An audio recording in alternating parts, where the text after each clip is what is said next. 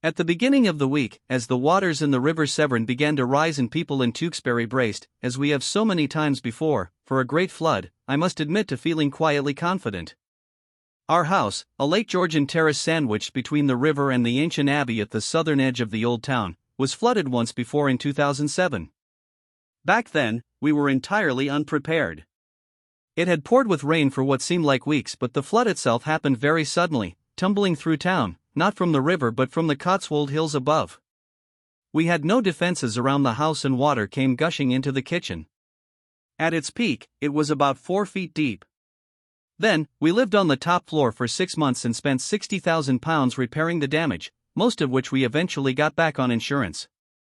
In the years since we have got organized, we've spent a further £10,000 shoring up the house. We've put new walls in, installed floodgates and pumps.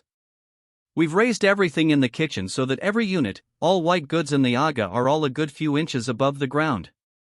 When the waters rose so rapidly on Monday, I thought we'd be okay. I took the car and put it in a safer place on higher ground just to be safe, but suspected I was overreacting. On Tuesday, the water level appeared to have peaked, the danger had surely passed. We'd had a number of near misses in the 16 years since the last flood.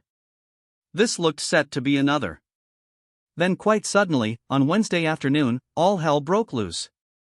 The floodwater came right up to the gates at the back of the garden and down the road at the front, so we were cut off, like a little island surrounded by water. My wife, Marion, was trying to shore up the floodgates at the back with sandbags when it gave way under the weight of the water. I was inside when I heard her yell out, "The damned thing's collapsed," as water gushed up the garden. We have a secondary gate at the back door which held it for a bit, but the water was so extensive there was really nothing we could do. Before long, the downstairs was flooded once more. We held on for a bit, sheltering upstairs. The electrics downstairs are on a different circuit because of the flood risk, so we could survive up there for a while. We turned the gas off because we were frightened we might get an explosion. When the toilets wouldn't flush, we admitted defeat.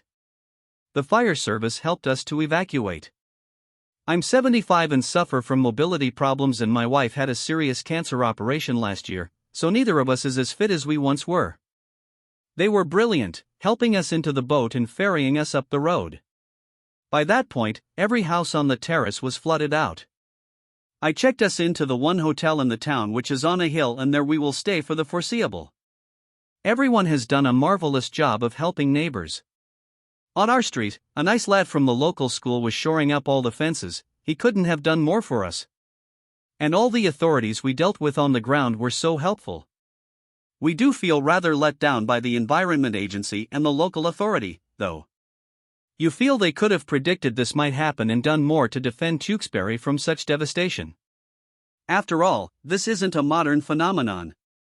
Local lore has it that in the 18th century, the vicar rode around the nave in a rowing boat. It seems to me that with the powers that be there is a very vague idea of what a floodplain is. 7 years ago, we were told by the local council that money had been made available to produce extra defenses.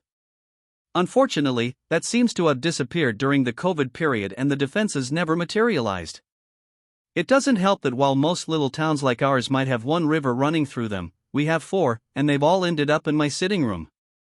They tend to flood together, though this time the worst offender is the Severn, which is the biggest of the 4.